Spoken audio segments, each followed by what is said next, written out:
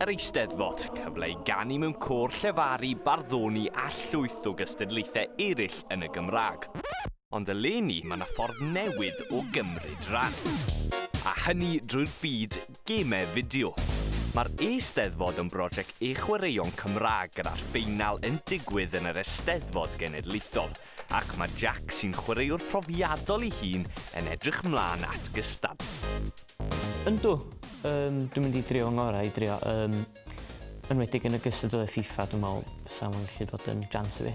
Wel, be di'r Eisteddfod ydy, mae gennych chdi twrnament ydio o chwarae games, a mae gennych chdi, dwi'n meddwl, FIFA, a mae gennych chdi Rocket League, sy'n games reit debyg, a mae elfen o'n Cystadleuaeth yno fo, felly yna ddau chwaraewr yn chwarae yn erbyn ei gilydd a wedyn yn mynd ymlaen a gweld pwy di'r gorau rili. Mae'r byd e-chwaraeon yn enfawr ac wedi gweld cynnydd mawr yn y blynyddoedd diwetha. Nawr mae cwmni M-Spark a'r Ynys Môn yn gobeithio dod â chydig o'r byd yna i bobl ifanc Cymru. Mae fatha chwarae fod y ffrindiau mewn ffordd, ond mae'r stakes yn uchel, mae'n fyny at 1000 o bunnoedd ar gael.